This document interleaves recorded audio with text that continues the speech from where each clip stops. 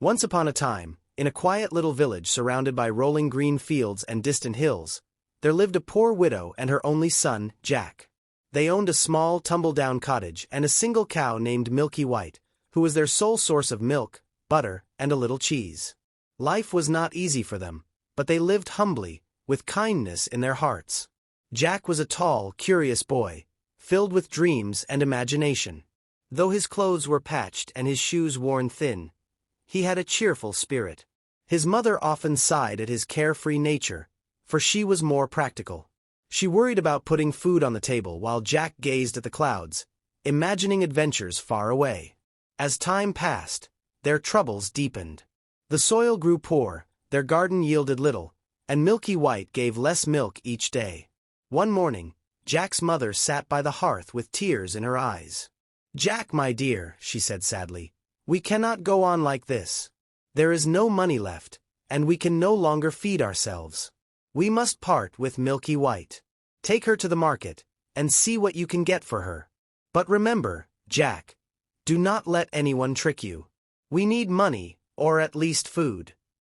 Jack's heart ached at the thought of selling his beloved cow, but he nodded bravely. "Don't worry, mother. I'll do my best." So, Jack set off toward the village market, leading Milky White by a rope. The sun shone brightly, and birds sang in the hedges, but Jack walked with a heavy heart. Along the way, he met a strange little man dressed in a long cloak with a pointed hat. The man's eyes twinkled with mischief, and he carried a small bag tied at his side. "Good morning, young lad," the man greeted cheerfully. "And where are you off to with that fine cow?" "To market," Jack replied politely. "I must sell her, for we are very poor." The man's smile widened. "What a pity! But perhaps I can make you a better bargain than the market. You see, I have here something far more valuable than money." He reached into his bag and pulled out 5 small beans, each glimmering faintly in the sunlight. "Beans?" Jack asked, puzzled. "Not just beans," the man said, lowering his voice mysteriously. "Magic beans. Plant them tonight, and by morning you shall see wonders beyond imagining." Jack's eyes grew wide. "Truly, magic beans." "Indeed," the man said. "They will bring fortune to you and your mother, and all I ask in exchange is your cow." Jack hesitated. He remembered his mother's warning not to be tricked. Yet the word magic echoed in his mind. What if the beans really were enchanted? Adventure stirred within him, and before he could doubt himself further, Jack handed Milky White's rope to the man and took the beans. "Thank you, kind sir," Jack said eagerly. "My mother will be delighted." The giant grumbled but sat down to a meal of ox and sheep. When he finished, he called for his treasures. His wife brought him a hen, small in size but magical indeed. For when the giant commanded, "Lay," the hen laid an egg of solid gold. Jack watched in amazement from his hiding place. When the giant grew drowsy and fell asleep, Jack crept out, seized the hen, and fled. Down the beanstalk he climbed, as quickly as his legs could carry him. "Mother! Mother!" Jack cried when he reached home. "Look what I have brought." His mother gasped in wonder as the hen laid a golden egg. From that day on, Jack and his mother had food and comfort, for the hen continued to provide them with gold. Yet Jack's curiosity was not satisfied. He remembered the castle in the clouds and wondered what other marvels it might hold. Against his mother's pleas, he climbed the beanstalk again.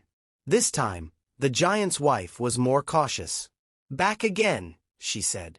"If my husband finds you, you are lost." But Jack begged so earnestly that she took pity once more and gave him food.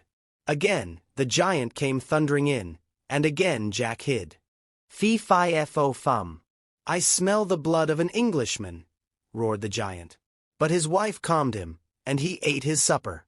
Then he called for his harp, a beautiful golden harp that could play by itself. At the giant's command, it began to play the sweetest music Jack had ever heard, notes like sunlight and flowing water. Soon the giant drifted into a deep sleep. Jack crept out, snatched the harp, and ran. But as he fled, the harp cried out in a clear, ringing voice, "Master! Master!"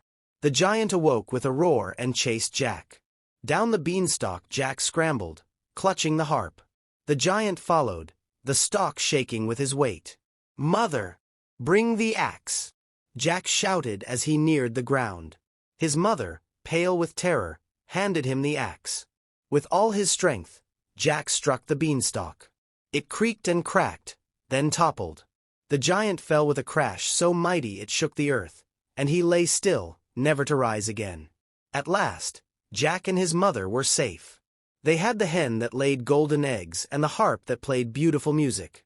They lived in comfort and happiness ever after, and Jack, now wiser, never forgot the lessons of courage, caution, and love.